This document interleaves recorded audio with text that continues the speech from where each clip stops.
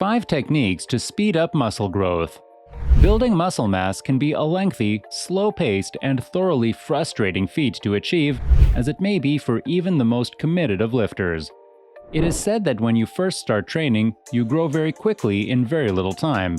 However, sometime down that lane, things become slow and some tweaks are needed in place to re-fasten the process, for which we've brought you in today's video 5 techniques to speed up muscle growth.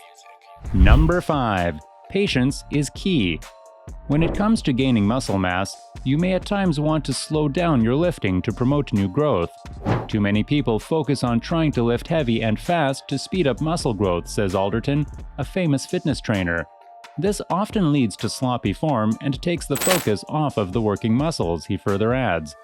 While adding more and more weight to your lifts helps you grow, it comes secondary to stimulating the muscle through a full range of motion, which he basically means by saying that is if you prioritize heavier weights over proper form and tempo, you really aren't doing yourself any friendly favors. Good form and control over your speed are crucial elements. A key mechanism for building muscle is mechanical tension, which is created when a muscle is stretched and contracted repeatedly with a challenging weight, Alderton explains. Consider watching yourself perform each rep of an exercise to check your form, and then focus on lifting and lowering the weight slowly and under control. What most people don't realize is that the eccentric phase of the lift is just as effective at building muscle as the concentric phase, Alderton adds.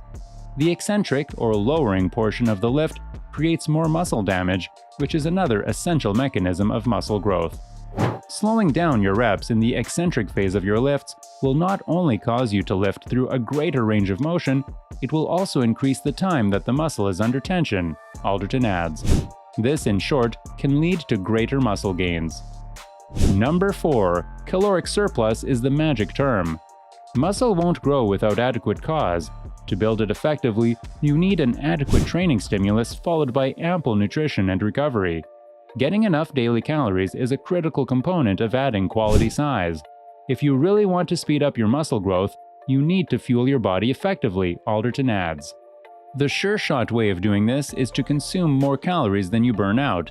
A 250 calorie surplus, meaning 250 calories excess of what you're eating currently, or your maintenance goal, is a beneficial point to start at.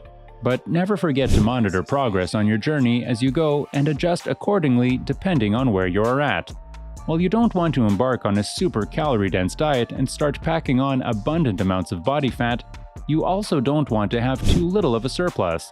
If your surplus is 0, you'll be developing muscle at a snail's pace, if even at all. If you're stuck in that place currently, it would be smart to start consuming 500 calories over your daily maintenance level. However, if you're not sure where you stand, a tried and tested trick you can use to guess how many estimated calories you need to build muscle is to take your personal body weight in pounds and multiply that by 20. If you're not growing after consuming calories in that range for a few weeks, you should then slowly increase your calorie intake. Finally, if you're wondering how to calculate your maintenance calorie level, just multiply your body weight by 15 as a super easy point to begin. Number 3. Knowing your limits. Yet another key to becoming stronger and therefore building more muscle mass is to know your personal limits. What is your 3-rep, 5-rep, and 8-rep max for the compound lifts, Alderton asks. If you don't know the answer to that, it could be part of your problem. You may wonder why that could be a problem, and well, the answer stands in knowing these numbers. You allow yourself to design for yourself smart and efficient workouts. Instead of going on a blind guess as to how many repetitions or sets you can endure on a certain lift with a certain weight, you'll be able to select the best appropriate load, and then you are able to progressively increase it from one workout to another, seeking progress. This kind of systematic tracking will help you get bigger and stronger in and for the long haul.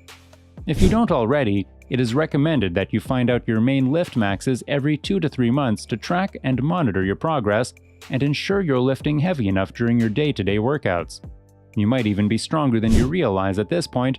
However, if you fail to find out your maxes and aren't able to monitor your progress, you'll never learn your own true potential. Number 2. Have a spotter to cheer you on. A spotter in the lifting world is someone who helps you with a lift or an exercise should you require it.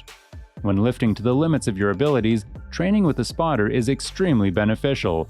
Even if you don't need your partner to help you with every rep, just knowing he or she has your back helps you push much harder than you would otherwise do. Over time, this extra effort translates to greater strength progression and muscular adaptation. At first, you need to realize a spotter is not the person that lifts up weights for you. If you are not able to lift it by yourself, you probably need to go lighter.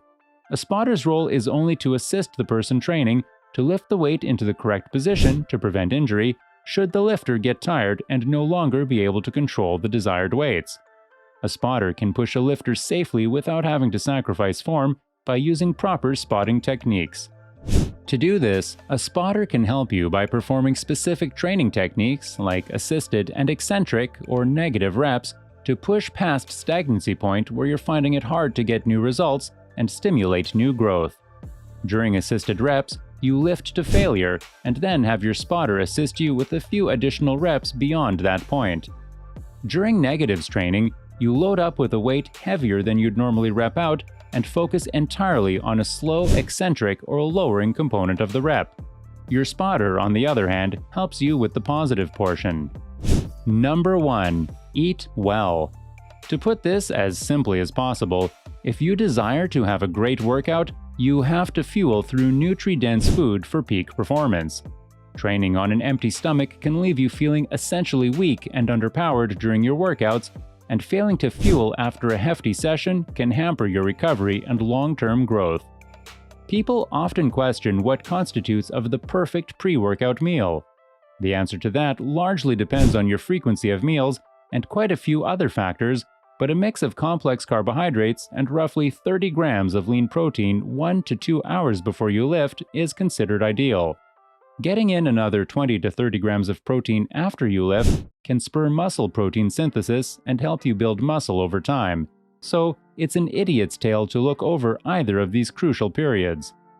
Eating a well-balanced diet can help you get the calories and nutrients you need to fuel your daily activities, including regular exercise. When it comes to eating foods to fuel your exercise performance, it's not as simple as choosing vegetables over donuts.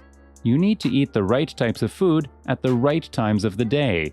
Make sure to learn about the importance of healthy breakfasts, workout snacks, and meal plans, and also invest in learning in the relationship between good food and exercise so that once that is clear to you, you can readjust your dietary habits according to your fitness goals.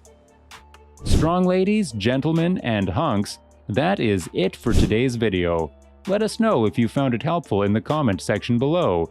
And as always, don't forget to join us on the next one for more of such informational content. Until then, keep lifting.